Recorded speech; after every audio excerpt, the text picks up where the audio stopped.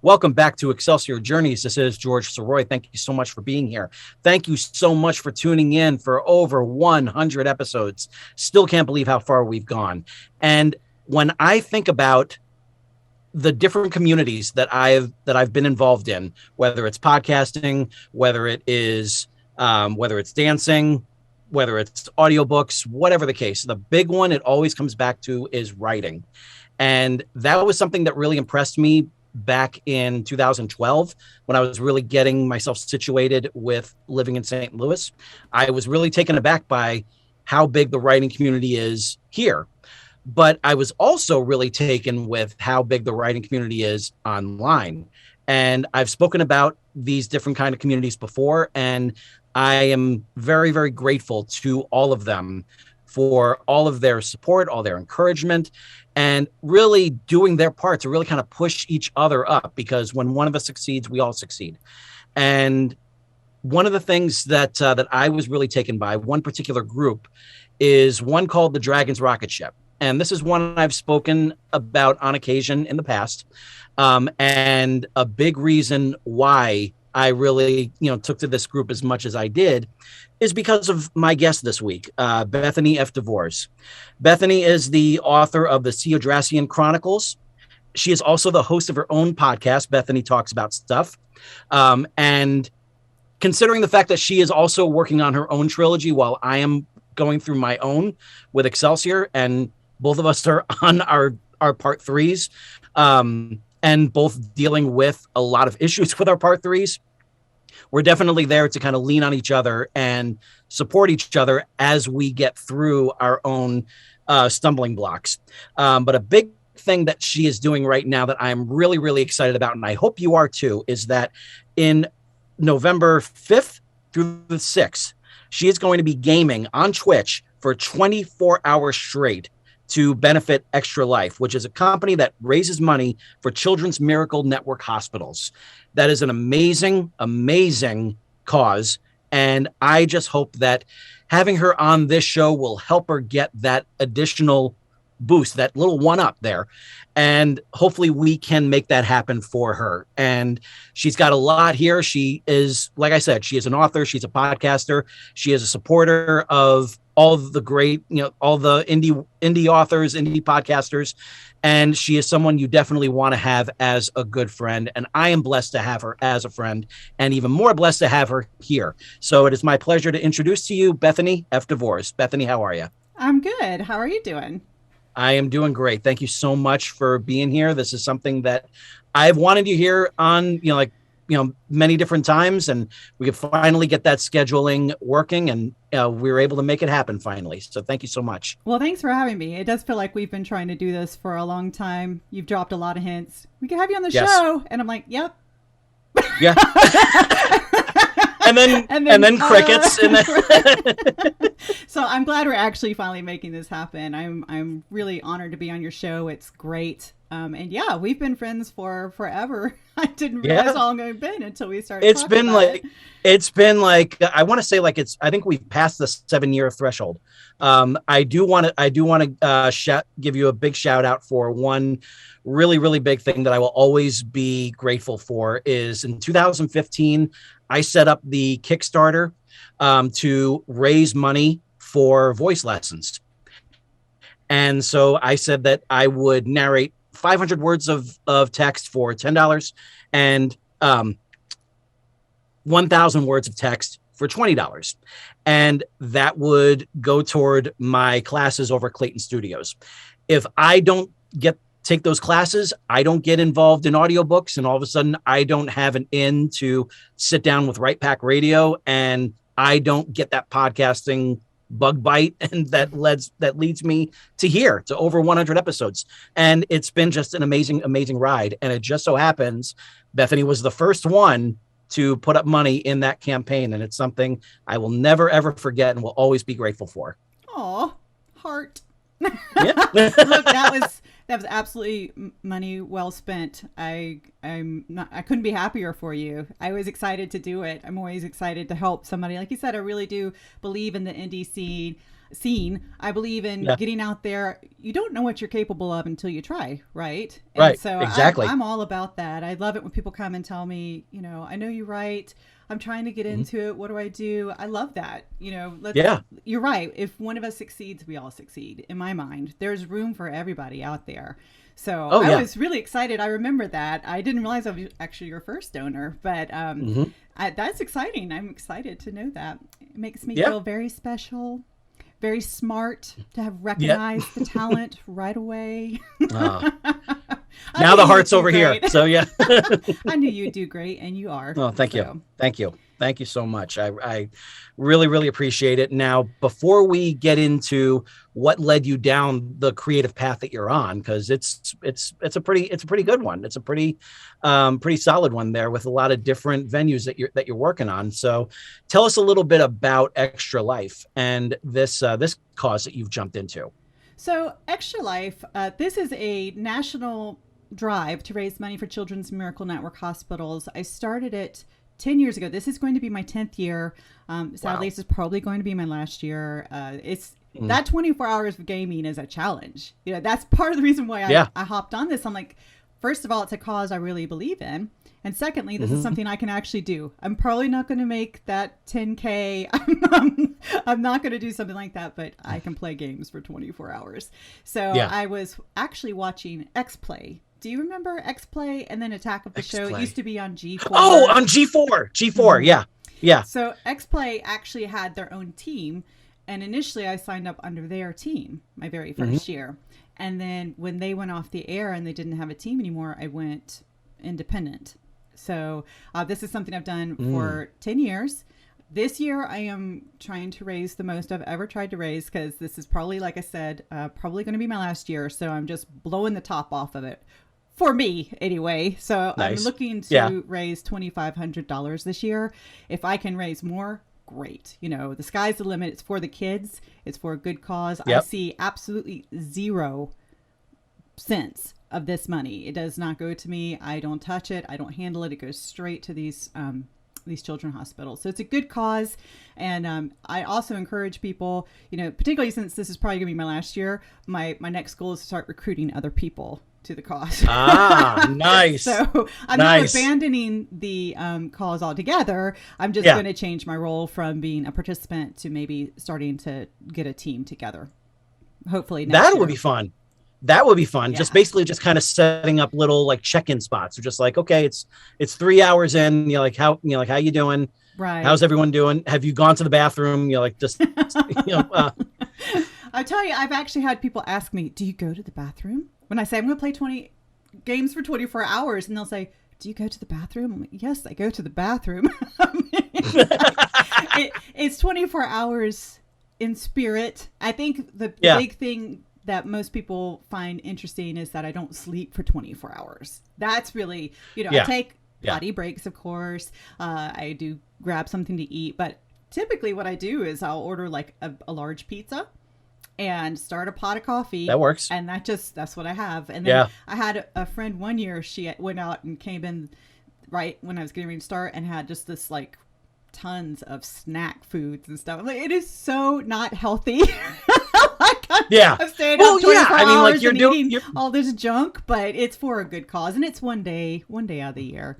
So, and I mean, I'm sure that you've gone through the experience of finishing up a draft of a novel, and you've gotten like the fire going, you got the momentum going. Therefore, you're pulling an all-nighter, and you're going to push through and get that last few chapters done. I've done that twice so far. Really? It's not. Yeah, it's one of those things where just like, it totally caters to anyone who is looking to take any excuse to ingest as much unhealthy stuff as possible. Yes. It's just like, so you just kind of load up with, the oatmeal cream pies and the, and the coffee and definitely the Doritos, just like anything that's going that, you can just keep you going. Right. Anything that's going to be your fuel to just keep your butt in that seat and just keep on writing and writing and writing. And in this case, you have gaming and gaming and gaming going on. Right. Now, are you going to be gaming with other people? Are you just going to be focusing on your own gaming? What's the strategy here? That's an interesting question. So every year I stream. I stream on Twitch. I'll be streaming on Twitch again. I don't typically play multiplayer games because I'm tired of 14-year-olds yelling at me and telling me how awful I am. I love gaming. I am not good at gaming. So that's part of the fun. I tell people, watch me, number one, suffer, and number two, be horrible at it. I beat games through sheer tenacity. I just keep at it. So my goal, my plan at this time is not to play multiplayer, but I will be streaming for anybody else to see. And that helps keep me accountable for 24 hours. If I know people are dropping in and watching, and I will have those rogue people drop in 2, 3, 4 in the morning just to see if I'm still awake, keeping me honest. But I'm actually, this year, I'm not sure what I'm going to play. Usually by now I've kind of got an idea of what I'm going to do. And this year I'm a little floundering. So suggestions are welcome. Usually I try to find a new game because I find that it helps that 24 hours. Like you said, when you're writing and you're pushing through and you're like, I'm just so close, I'm going to keep going. I find if I start a new game for the 24-hour gaming marathon, it helps keep me motivated. And I will tell you, the one year I chose Red Dead Redemption 2. I remember that. I remember you making a big deal of that. Yeah. I was so excited because I love Red Dead Redemption is one of my favorite games ever. And I was so excited for 2, and it had been delayed and been delayed and been delayed. And it came out just like 2 weeks before. So I made myself wait. I'm not going to play this. So I started to play it. And I've got to tell you, that first 5 to 6 hours are some of the most boring gameplay ever. And really? I almost cried because I'm like, how am I supposed to get through 24 hours of this? Wow. It got so much better. That game is magnificent. If you haven't played it, if you're a gamer, if you like Red Dead Redemption, you've got to play RDR2. It's so good. But it takes about 5 or 6 hours really to get going. It takes that long really to get you used to the mechanics, to get you involved with the characters. But once it picks up, it's very good. Yeah. And by the end of the 24 hours, I didn't actually want to stop playing at that point. I'm like, what's another 24? I can do it. Nice. I had a roommate at the time. She was like, you better go to sleep. I can't take you for another 24 hours. You gotta go to bed. I want the TV back, you know? Yeah. Because I spent my 24 hours in the common area of the house. So she's like, I want this back. You go to bed. So this year I'm at a little bit of a loss, but I have Assassin's Creed, the latest one, Valhalla, but I haven't played any of the other Assassin's Creeds. So I don't know. I'm really floundering a little bit. We'll see. I'll have to figure that out. Did you want to just kind of introduce yourself to the first one, maybe? Since you said you've never played it? No. And I'll... Okay, then. Never mind. Let me revise my statement. I tried one time to play the first Assassin's Creed. It didn't go well. I didn't like it, and I just put it to the side. So everybody's like, you should try it again. Just start with 2 and go forward. Well, when I got my Xbox Series X, it was a package deal, and it had the latest Assassin's Creed with it. So I didn't just go out and buy that thinking, maybe I'll play it, you know. But I did get it. So I'm like, well, you know, it's supposed to be pretty good. So we'll see. I'm kind of getting input from my gamer friends if they think I need to play the others or not. And I have some other older games. And every now and then what I'll do is take a game, and I have done this before, and say I'm going to put some new twist or challenge to it. It's a game I've played before, but this time I'm going to play it only using swords or whatever. You know, I try to pick, or I'm going to use a character that I haven't played before or something like that. So that's probably most likely what's going to happen. And I have played about, at this point, it's probably close to 1,000 hours of Witcher 3. But I'm still very tempted to play it again because I just love that game so much. Yeah. It's kind of a sick addiction, but what are you going to do? You like what you like. Exactly.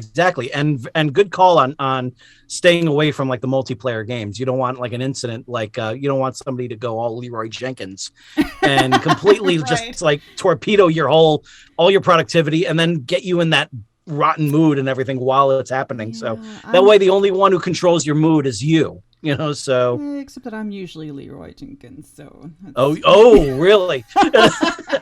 I was talking... So you're the one pissing off all the 15-year-olds now. Kinda, yeah. Well, I really am, like I said, just not very good. So I tried Red Dead Redemption 2 had a beta version of their online game. If you bought like the super duper pre-order package, Right.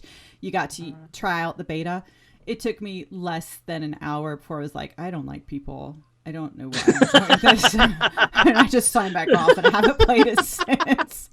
Don't like people. Okay. I just don't. And that's what I say about the 24-hour gaming marathon experience. By like 2 or 3 in the morning, I don't care anything about those kids. I don't like anybody. Life sucks. I mean, I don't do good without sleep.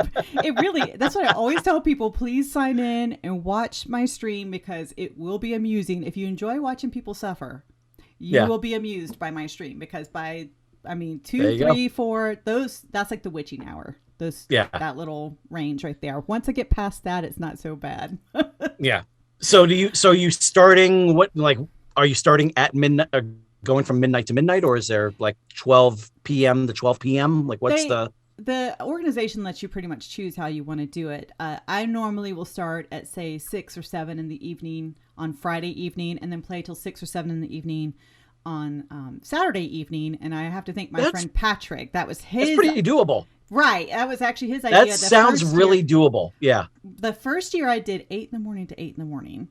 And it was grueling. Ooh. And he's like, Bethany, why wouldn't you do like, the evening to the evening? And that way when you're done, you just go to bed and kind of get you on your cycle. So I can't take credit for that.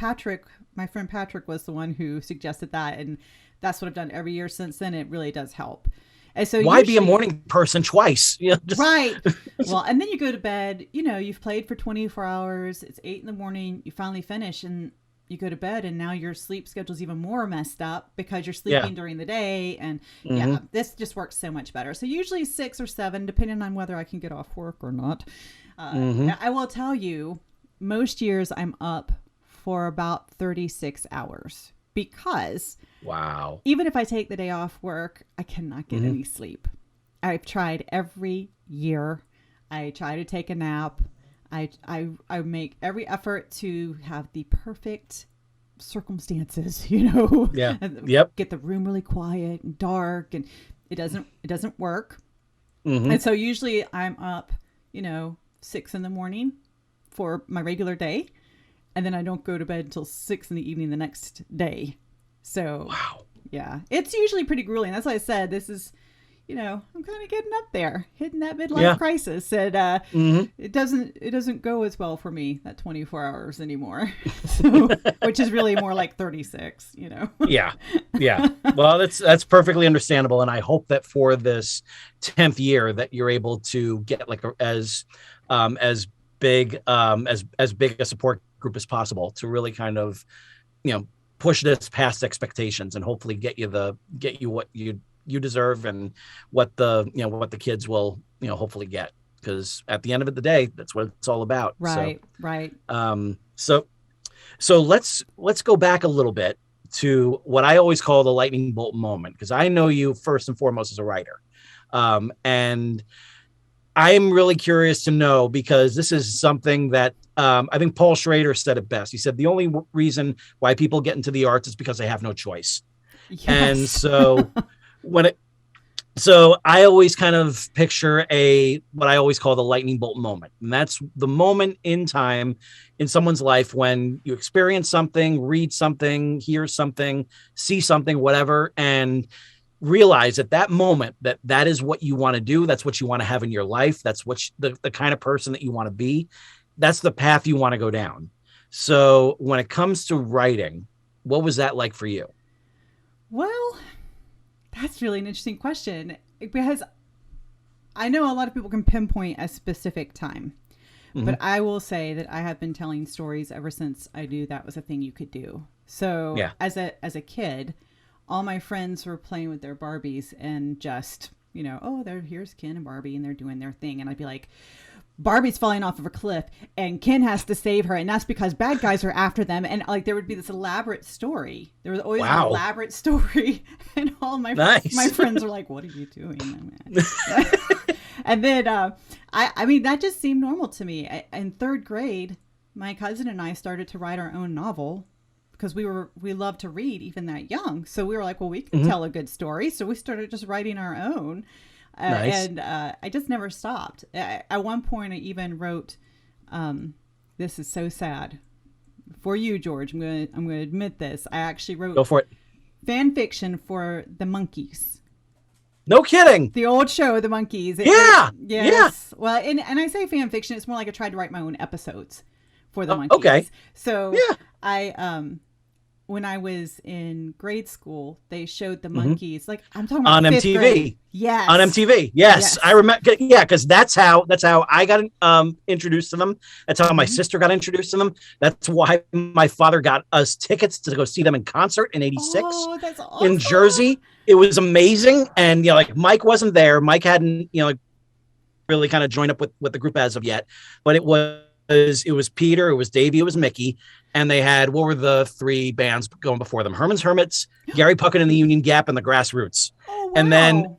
And then they came out and just blew the whole Brendan Byrne Arena away. Like it was awesome. It was so much fun. And of course, had to go to school the next morning. But like it's one of those things.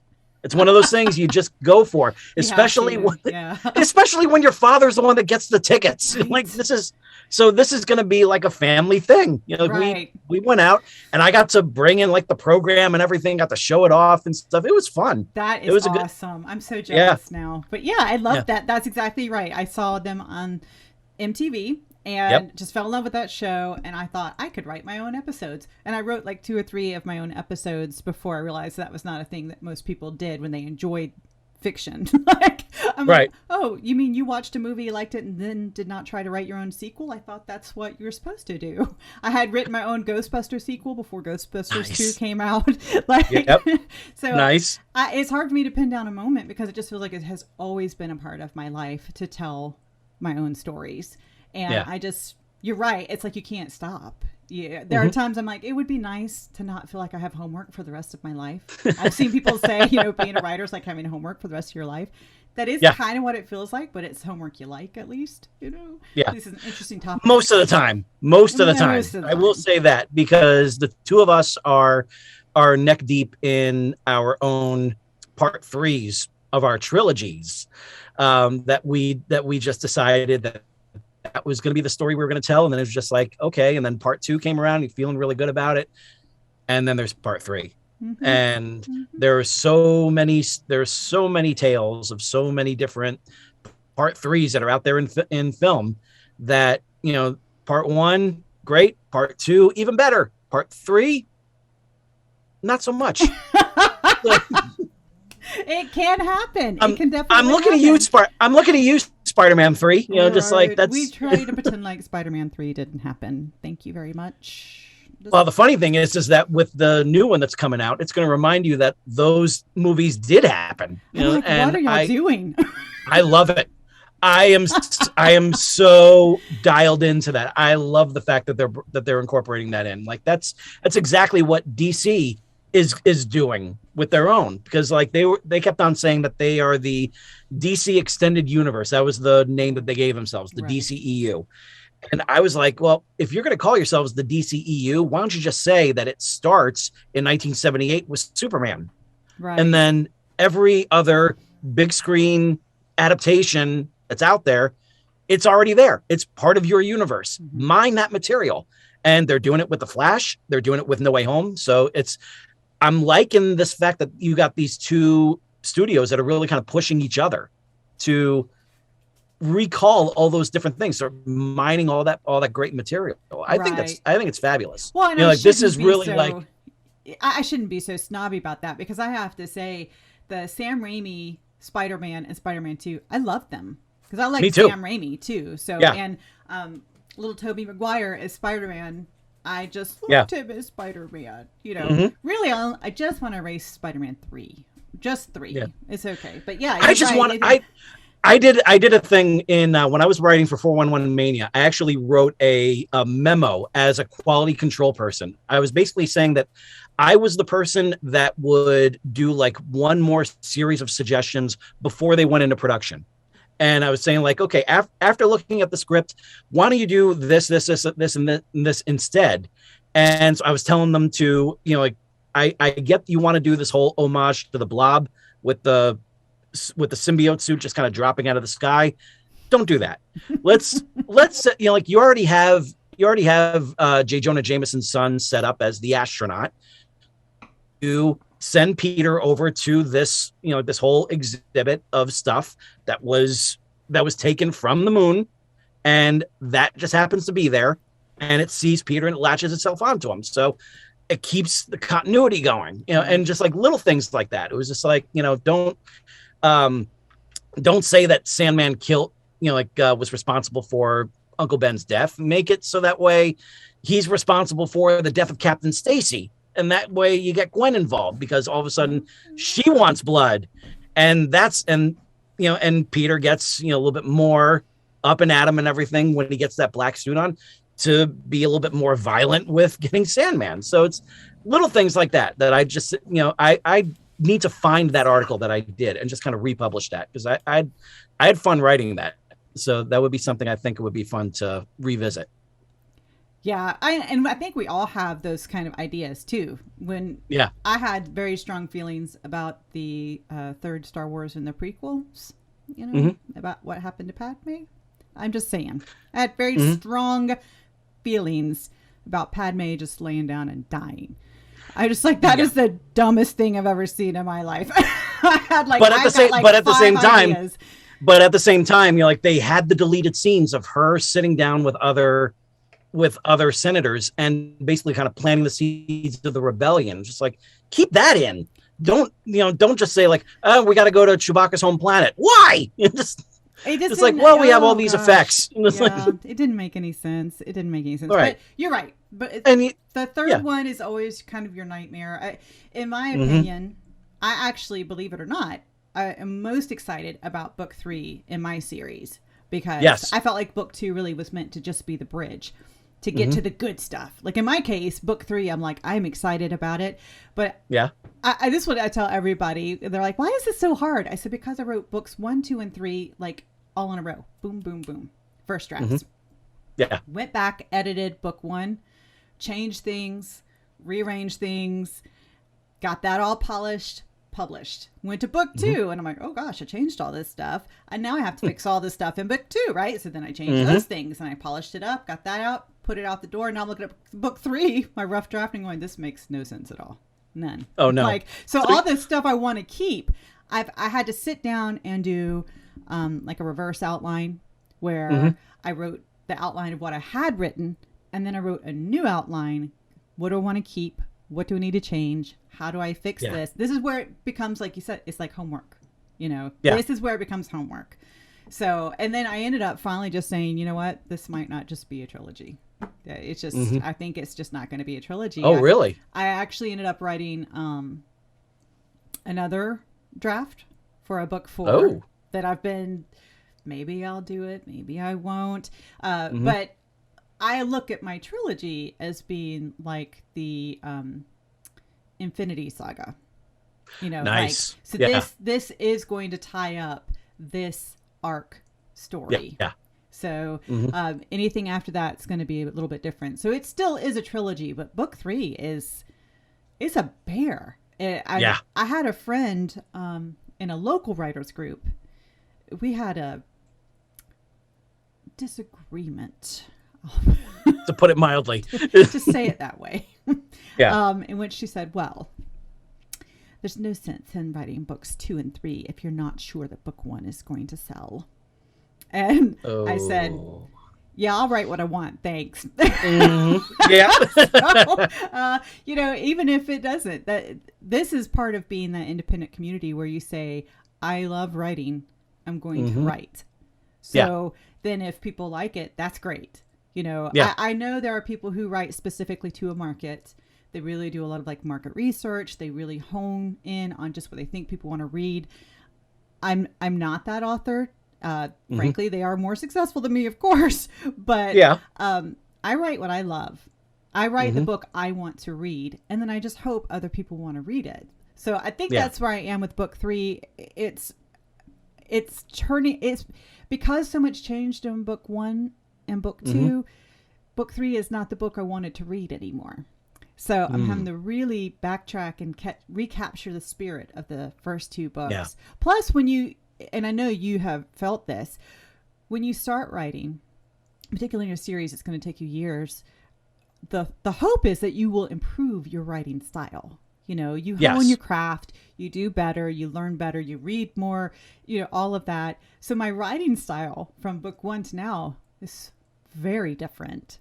So then that's the other challenge, is how do I capture the spirit of books 1 and 2 while still, advancing my writing style, the craft. With you don't want to regress, you want to improve and go forward. So I was really encouraged when somebody told me, well, with the Harry Potter novels, you can read the first book and the last book and you can see a marked difference. And that's just going to happen unless you don't want to be stagnant. So every book sounds exactly the same. You want to continue to grow and improve. So, but it does become a challenge. Am I writing the same kind of, is it the same spirit? I know I keep using that phrase, but it's important because I think that's what happens in movies too. Sometimes is they'll do a trilogy and somewhere along the way, the movie loses its heart, or the series loses its heart. And that's what I'm worried about with book 3 is I don't want it to lose that same heart. That's what everybody liked about books 1 and 2 were the people and the heart of the people. And so the characters. So that's where I'm struggling. I don't know if that's what you're experiencing or if it's more technical. But I think everybody struggles with book 3. You are not alone. Yeah. Yeah. My thing with my own book 3 is, you know that there are 3 different versions of the first book. For one thing, there was a self-published one, and then that one got rewritten for the ebook, so that basically made the paperback obsolete.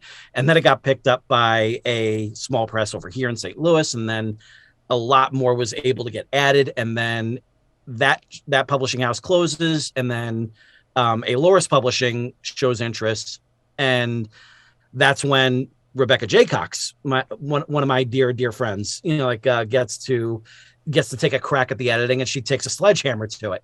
And it was a much needed sledgehammer because I spent a few months rebuilding that whole book, and I got that thing so much tighter. And there was one whole sequence that my story editor was really excited about having in for the first couple of versions.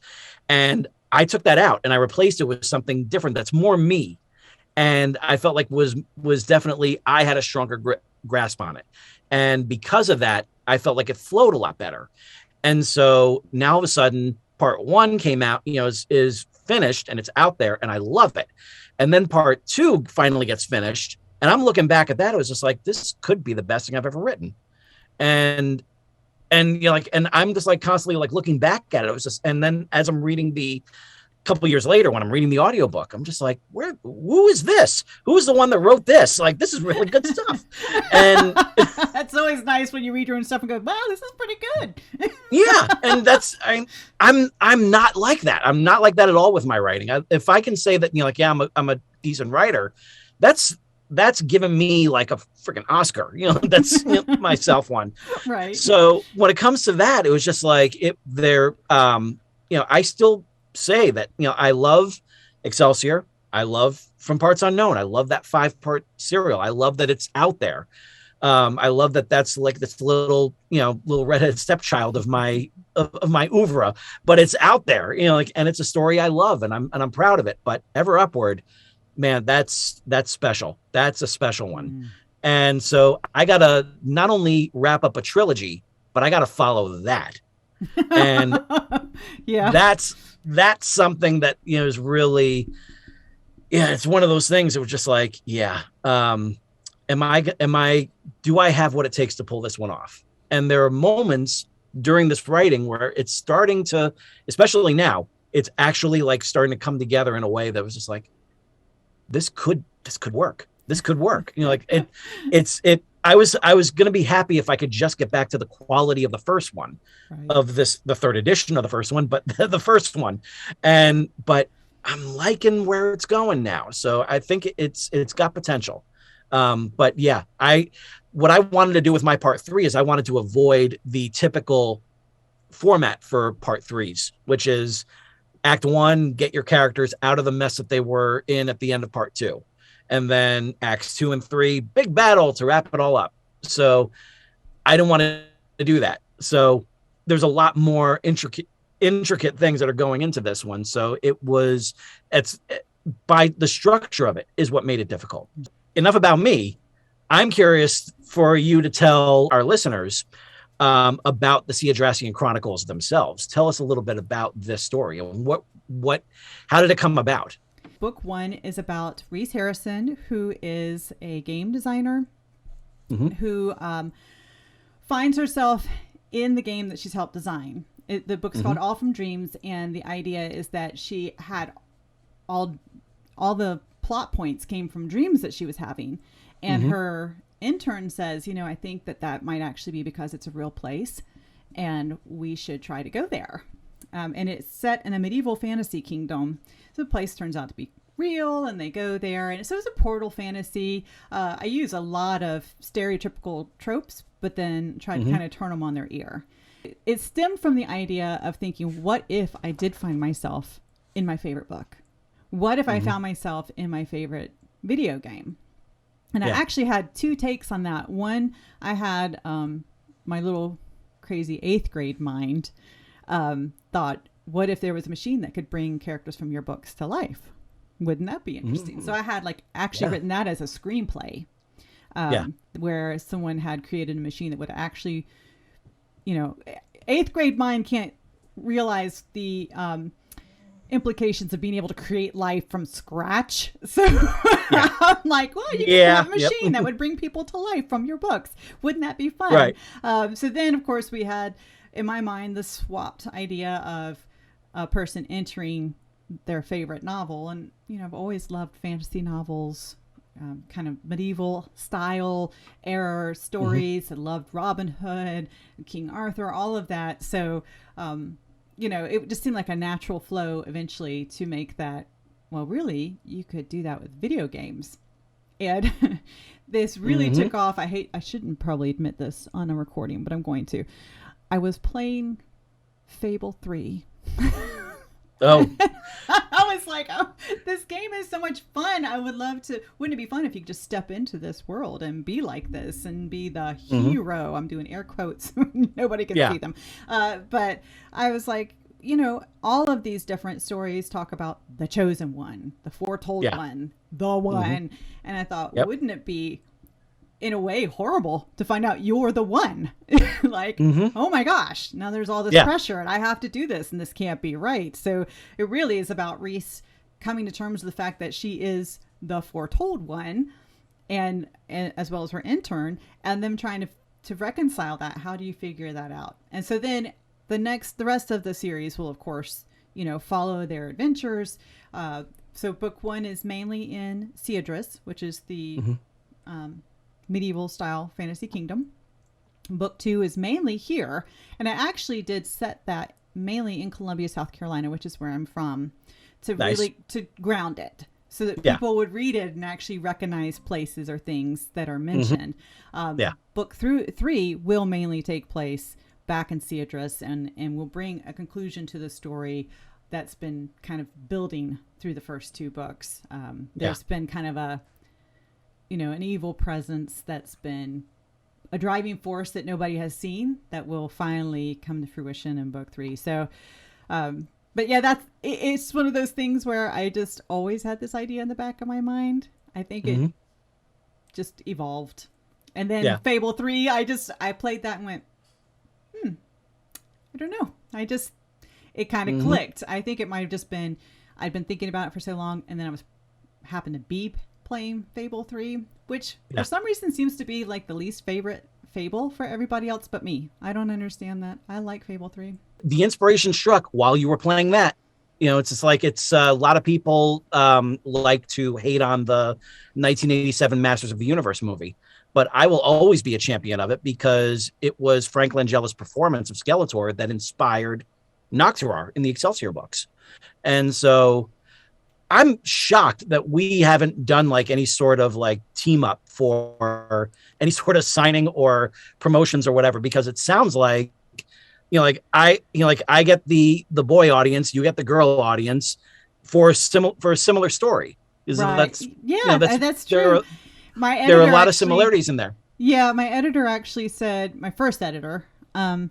when he read through book one, and by the way, the first time I got professional notes, I cried for Hmm. half an hour, just so you know. Like That's what happens. was That's what it was happens. hard. um, but he said, "Oh, this is a romance," because I said it's a fantasy. He said, "No, it's a romance set in a fantasy Mhm. world." And so I did go ahead and label it as such. But I have to say, honestly, the people who have harassed me the most for the follow up books have been men. It Really? shocked me. I was completely blown away. I mean, I still like a good family friend or a friend of mine. Her parents were basically like foster parents to me when I was in high school, just because I spent so much time at their house because they were just so welcoming. Right. And it's her father that's like, "Are you done?" One of my uncles will every now and then on Facebook on my personal page, I'll post something in the comments for no reason. He'll just say, "Where's book 3?" Aw, Like, it's sweet, but it's also a lot of that's great. pressure. Like, It is. Yeah. but yeah, and you're right. So it is funny, but obviously most of my readers are women. There is a strong romance in each of the books, um, Yeah. but I really love that fantasy setting. So I still believe I've probably got it a little mislabeled. I still say it's a fantasy with a strong romance in it, Yeah. which I think that a lot of fantasy is like that. Hmm. It's such a driving factor for us in life. We Yeah. want to make those connections, and they're important to us. And I think that Hmm. it's just you can't get away from that, or well, Yeah. I mean you can, but Hmm. it's hard to. It's Yeah. hard to. But that's what I like anyway. So Now, would you categorize this as young adult fantasy or just fantasy? just fantasy. It's Yeah. it's pretty rough. Although I say that, and the Hunger Games was classified as young adult, and that's pretty Yes, it darn was. rough. So, and I loved Yeah. the Hunger Games. Oh, me too. And wasn't the Twilight series or the Twilight Saga considered young adult? Twilight Saga is considered young adult. Yep. It's crazy. I Yeah. I think of it as being adults. I don't know at this point. I don't really know what the line is. Yeah. I mean, Well, I know I that say I that. know it really has to do with the character's age, because if the character is the main character is 13 and younger, then that's young readers, or like I think it's called young readers or middle grade. Middle grade, right? Um, yeah, because with and then from 13 up, that's young adult. But if the character ages as it goes on, wherever they start, that's what is still categorized as middle grade. That's why the Harry Potter ones, like are all 7 of them are in the middle grade section, because even though Harry's getting older with each age, he started at 11, Right. and so there is the Well, little. there we go. Um, I learned something today. Something I there you probably go. should have already known. Well, I had a friend tell me, "Do you write middle grade?" And I'm like, "What is that? What Yep, there you go. What are you talking about?" I know how to Yeah. tell a story, like And I have read, like in my head, like ready to go, a middle grade series, that's going to be hopefully some shorter books. I would love to have them like set up at like about 40,000 words or something, and just have a series of them as I go, and not just a trilogy, because I got some real plans for that. But like I was talking about it with my agent a while back, and I mentioned that the character, like I was thinking about having it middle grade, and then would it be good to have her, yeah, it's a female main character for this one, as 13 years old. And she was like, yeah, 13 is your, make that be your starter, and if she gets older, fine, it'll still stay as middle grade. So I'm like, all right, good. So that's my plan then, is to do that. But at the same time, it's just like it's one of those shiny objects that's floating around there. It's just like, get book 3 done. it's hard. It's really hard. And we've said, when we were talking before we started recording, that it is kind of a conundrum that I think a lot of artists fall into, is the Yeah. new shiny project. It's hard to stay the course with your current project when you see something new and shiny. And I know you and I are both the kind of people who have lots of irons in different fires. And, Yes. and Yes. I don't we're, think we're gonna be we're gonna be talking about another one of those irons in just a minute. So yeah. I don't know that I could like not do that. I have made myself scale back some, which is hard to believe because I do have a lot going on right now. But I am having to pick, okay, I'm going to do one book and one other project. And then I still work full time and I have family obligations and church obligations. And, you know, so it's hard. And then you think, ooh, like I have other ideas in my head too. Like I could do a series of this, or I could add this on to the Sirois Chronicles, because my idea with that is it doesn't always have to be the same characters. There could be offshoot books. I actually have a book that I've got a almost full rough draft. I had to set it to the side, go back to book 3, but it's really a retelling of a fairy tale called The Six Swans. And I had written that a long time ago. And I said, you know what, this could be part of the Sirois Chronicles, but just be different characters. It doesn't have to be the main characters. So this would be, you know, supplemental. So I feel you. Like that is something that we all fall victim to. And it's really difficult to stay the course. But at the same time, it's exciting to have all this new stuff to go to and do and learn. And yeah, it's hard. It's hard. It's one of those things that just, it gives you satisfaction in knowing that you're not just going to be a one-shot deal. So you don't just have that one story in your mind. You know, you have other things that you would love to tackle as well. So they're waiting, you know, but they gotta get in line. Well, I mean, you do have to bear in mind that when I was a kid, like even in grade school, and somebody'd say, what do you want to be when you grow up? And I'd say, I'm going to be an actress, a singer, and a writer. Like even then I couldn't pick one. Yeah. Like I want to do all of it. And so it's kind of the same thing now. Now it's zeroed into a certain area as opposed to acting, singing, and writing. The acting and singing are things I do as hobbies now.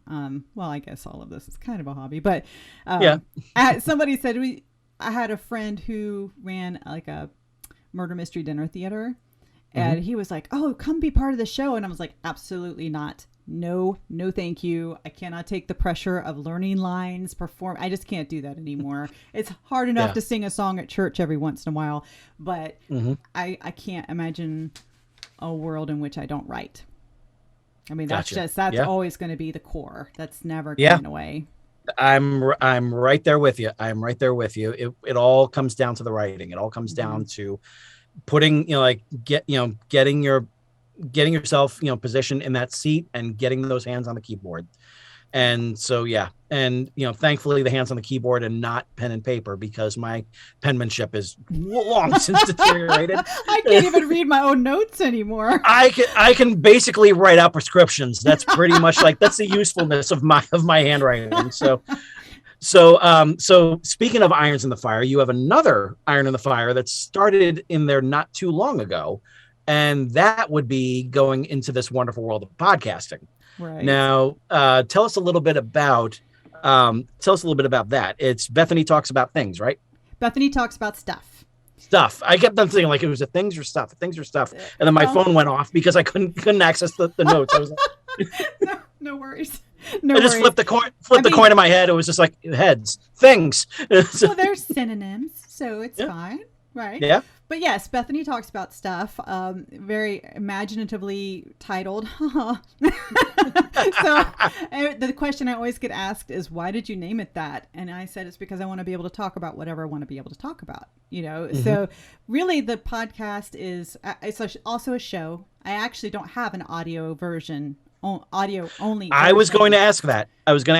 So yeah. At this time, that may change, but right now, I just found it easier to just use the camera and just record. And it also made it a little bit easier to do some of my interviews. But the main thrust of my podcast show is just pop culture. It's very lighthearted. I had a friend tell me a couple of years ago that I could talk the paint off a wall. And I said, well, I might as well make that work for me. Right. So I just started recording myself, telling stories and talking about things I liked. And I found that when I had the most enjoyable conversations in real life, typically those conversations revolved around pop culture. People like Yeah. it. People enjoy it. They want to talk about it. They want to share their thoughts. And so I've had a couple of people on the show to talk about mainly pop culture. And then, of course, because I just have a very strange life, I wanted to be able to, share those crazy life events. Like I have one video, it's only about 5 minutes, that is me talking about the spider of doom, because the spider attacked me. I still hold that it was totally intentional and the thing was evil. I just went to take my trash out and open the door, and there was this huge spider. I mean, it was like this big. I don't know, the size of a golf ball maybe. And he right in front of where I was getting ready to walk, which meant a few minutes ago I had just walked over him to come into the house. So I was like, all right, it's okay. I've made it. So I went and got a shoe, like I was going to throw the shoe. Yeah. And I thought, on my best day, there's no way I'd ever hit that mark. I don't care how big that spider is. So then I went back, and it was just this whole story about how I had to go find I had some bug spray, but I couldn't get the little spray thing to work. And then when I did spray him, he turned and charged at me. And I have not been that scared since I saw an actual robbery when I was a kid. Oh, wow. I was like, it's coming for me! And I came running back in the house. The dogs are barking like, what's happening? It was just a Harry Carey in this house. And so, not necessarily pop culture, but I think most people would enjoy, again, my misery. People tend to enjoy my misery. So misery. I have another couple of episodes coming out soon talking about my travel experiences, because that is always, it never fails. I don't ever travel that there's not some kind of event that occurs during the travel process. Right. I've set off every kind of x-ray machine at airports for no reason. I've been patted down. I got lost in the mountains. Oh boy. I decided I was going to the mountains. I got rented a little Airbnb. I'm going to go stay. It's going to be great. I'm just going to do like a writer's weekend. Somebody's like, oh, this is just like what a writer would do in like one of those Hallmark movies. I'm like, I assure you, it will not be like a Hallmark movie. It was more like a Lifetime movie. Like, I don't know where I am. What is happening right now? The GPS led me to the wrong place. And then I'm like, well, let me change from Google Maps to Waze, because Waze tends to not make you have to make a U-turn. If you're going in the wrong direction, Waze will try really hard to help you just find another place to go without making a U-turn. Yeah. In this case, the way to go was over the top of the mountain and back down. Oh my. Oh, jeez. I mean, the road was big enough for one car going one way, and there was no shoulder through the thick woods and the curves were so sharp that they actually had mirrors on the trees with a sign that said, look before you turn, to make sure you weren't going to go, head on into another car.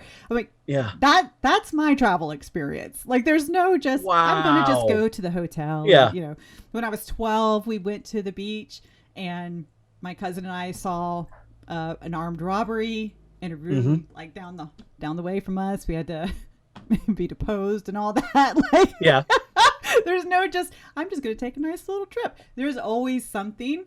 So those are the kind of things that I'm sharing. So, I have one episode that's Tim Callahan came on my show. We talked about our favorite comic book movies. I have another episode coming up in which I talked to a friend of mine, Sage, who's also our youth pastor at our church. And we're talking about our favorite video games. And what I find is that people really enjoy the lists, because you'd like to see if your list matches up with other people's lists. Like, I love whatculture.com because they do their top 10s, 10 things you didn't find in Witcher 3, which I can assure you, I have found them.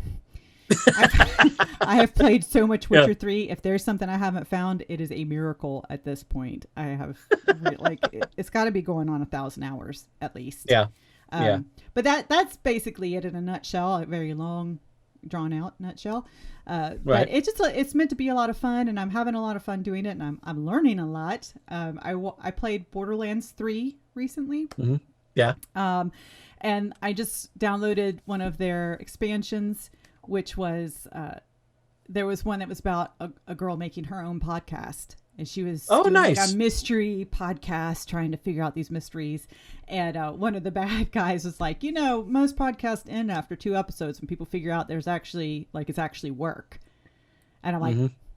and my friend was actually hanging out with me at the time while I was playing this, and she looked at me and I looked at her, and I'm like, I've done 3. So I'm still going. But it is, people don't realize, you think, oh, I just plunk a camera here and start talking and I'm good to go. Mm-hmm. But there's a lot more work involved than people Wow. realize, and even than I realized. But I'm every time I learn something new, it's a sense of there's some satisfaction to that, like I'm conquering this, I'm learning something new, I'm tweaking, I'm honing my craft, and I'm really enjoying it, even though I do want to rip my hair out quite often. Me and Premiere Pro, like I actually have on rogue Facebook posts that have nothing to do with nothing, like bonded with people about Premiere Pro. It's hard it's supposed to be so really good and robust, but it is not easy to use. So every time I stick with Audacity. I stick with Audacity for mine. And I'm proud to say that. Like I've gone quite the distance with Audacity. I'm just like, you know what? You're just going to be my you're just going to be my software of choice, and we're just going to keep on going off this cliff together. So let's. Well, Audacity is great. I mean, we use that. I don't know if you remember that the Dragon's Rocket Ship, we had a podcast for a while. I remember that. Yeah. And we did an audio. I was hoping to be a guest at one point, but again, we couldn't, schedule just couldn't work. Well, what happened with that is we were all really enjoying it, and the amount of listeners was starting to grow. But unfortunately, it was just really difficult when you have that many people. And again, we're all working full-time jobs and regular lives outside of this atmosphere. It was just really difficult to get enough of us together at one time to be able to record. And it's a shame. We were having such a good time, and it was just a blast. I don't regret a second of it. I would do it all again. We had such a good time. But it's just hard to get everybody's schedules linked up, just like with you and I. And it was just you and I trying to get this worked out, and it's just now working out. So imagine that with 4 people. At one point I think we had 5 or 6, and it just kind of, and on different time zones too. So all across the country. So and then one of the hosts had twins, so it was like there was something with the twins or something with somebody else's child, or in my case my dogs, because those are my babies. So it is what it is. But but that was great. I wish we could have had you on there before it ended up going a little defunct, but we all parted. It definitely is one of those cases where we all parted ways very amicably. Nothing happened to blow it up. We just couldn't get the schedules to work. So but we used Audacity for that, and we did a very similar format. And it was a lot of fun. In some ways, I regret not doing an audio only podcast, because the video editing is a challenge. But then you would miss my brother showing up dressed up as George Washington for our 4th of July episode. So I would like it's a little things. Yeah. Right. Yeah. You got to take the good with the bad. And I would just like to point out to anybody who watches that episode, I did not ask him to do that. That was his idea. He wanted to run into that George Washington costume. I don't know what possessed him. My brother's 11 years older than me. Right. He's been a cop since I could, forever. So that's just something we're always joking about, things like that. And I just couldn't believe he's so stoic a lot of times that he showed up in this, I'm ready for my close-up in a George Washington costume. Okay. Right. So I got to ask, say there's someone who has been, listening to you, been reading your books and everything, and is really taken by your work and really taken by writing in general, podcasting in general, things like that. And they want to go in that direction. What would you suggest is the first thing that they should do when going in that direction? Well, my advice would differ depending on what you're thinking about doing. So if you're thinking about getting into writing, there are 2 things that I learned that have been the most helpful. The first thing I learned was to get into a community of writers that is, and it's, you got to find the right one, because like you said, there's a huge community, particularly online. And you can find some that will just, steal your soul. But if you can find the right community that's supportive, like us with the Dragon's Rocket Ship, which is mainly a group of writers, it makes a huge difference to have that support, to have the knowledge, to bounce things off of each other, and just to encourage each other. So that's like the number one thing I almost always recommend. And the other thing is finish your first draft.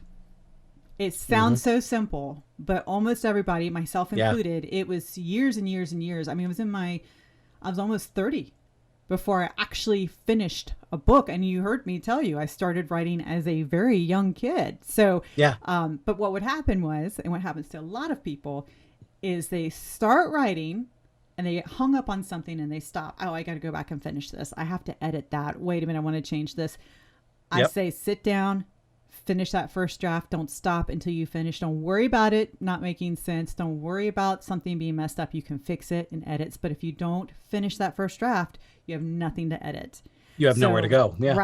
Right. So I have a first draft that I've had to set it to the side because it's not book 3. I have a series of contemporary sweet romances that I write under a different name, which is Cassie Ward. But since it's a little different than this topic, I hadn't really brought it up. But one of the ones, I have like 3 or 4 rough drafts for that series and one released. So the second one, I went back and was rereading it. I'm like, there is this huge plot point about this character learning this song because she's going to perform it at an award ceremony that I totally forgot about. Never mentioned again. Like, but I can edit that. I can fix that. I can either take it out, build it up. That is something that you can work with once you have a draft. But if you don't finish that first draft, it's just all over. Yeah. You'll never get there. And then probably my last piece of advice for the writing side would be at some point just stop. Because as well as I do, you can edit forever before you start to actually push it out there to someone, either to a professional editor or to an agent or to submit it to a publishing company. If you don't at some point just go, it'll never be perfect. But you do have to at some point just cap it off. Yeah. Because I think All From Dreams, which is the first book in the Sirois Chronicles, I finally, it was really hard to just go, okay, this is done. Because I couldn't, I would still be editing it today. I could be editing it today. And I think I released it in 2015. Wow. 14. Yeah. Like I could definitely still be working on it. So you have to, at some point, just cap it out. And then if you're talking about with podcasting or doing any kind of internet content, that's hard. It's harder because everybody's so different and there's so much different content out there that there's different advice that works for different people. In my case, I wish I had spent more time on the technical aspects and I heard this advice and I didn't heed it. So I guess this is pretty good advice because now I'm like, that would have helped. Yeah. You should have at least 4 episodes completely ready to go before you release. I did 3 for mine, and I launched all 3 of them on day 1. So that way listeners could, find more than one thing find more than one thing and see something that's actually worth subscribing to, knowing that they're not just going to have one episode and that's it. And so that was my plan. It was release all 3 episodes, and then the next week was episode 4, and so on. And once I got back into the show in 2020 with my season 2 premiere, when I had all the guys from 411 Mania on, that was my season 2 premiere, and I felt the urge to get back into this game and everything coming over, and I haven't missed a week since. That's great. That is great. Yeah. That's actually my my big goal right now. You always kind of set a goal for yourself. Okay, I've done this, now I want to do this. So my goal right now is to improve the frequency of my content. And that is, I guess, another piece of advice I would give people is don't be afraid to fail. Try it. it's not going to be perfect. Mm-hmm. Your writing's not going to be perfect when you first start. Creating content for the internet is not going to be perfect. I look at some of the content creators that I watch now. If I go back and watch their early stuff, I'm like, wow, they've come a long way. You have to start somewhere and you learn, but don't get lazy about honing your craft. If that makes sense. Yeah. It does. You really do have to say, okay, I have to start somewhere, and it's okay to not be perfect, but I should continue to strive to improve. So that's something I'm learning. I'm every time I go to edit an episode, I'm learning more about it, Premiere Pro, and figuring out how to make everything look more polished. So you just don't ever stay stagnant. And I think that's a good life lesson for everything. Don't allow yourself to stay stagnant. That's good in relationships. You should always be trying to, what can I do better? What can we improve on? In your regular day job, where can I improve my skills? Can I advance this? I just think that's kind of a life goal. I fail quite a bit, but we're all human and we do. So where can our listeners find you on social media? I am, if you're looking for Bethanie Talks About Stuff, you can find me on Facebook, on Twitter. You can also find my show on YouTube and Rumble, and locals, because I'm just shotgunning it out there. If you're looking for Bethanie F. DeVore's The Author, the Sea Dressing Chronicles are available from Amazon. And you can look for me as author Bethanie F. DeVore's on Facebook. And I use the same Twitter account for both the show and for writing. So it's Bethanie F. DeVore's on Twitter as well. Excellent. Just like what Bethanie said, do not be afraid to fail. You got to go ahead, and if there is something inside you, whether there is a story, whether there is a podcast, whether there is a venture that you want to take, do not be afraid to fail. Just go ahead and jump right in, and who knows where you're going to wind up being. But the one thing that we can definitely all agree on is that if you don't take those risks, if you don't take that plunge, then you're not only going to stay where you are, but you're going to regret that you never took that opportunity. So take those chances when they're there, and do not be afraid to fail. You never know what's going to wind up coming from it. So for Bethanie DeVore's, this is George Sirois saying to all of you, ever upward, and I will see you next week.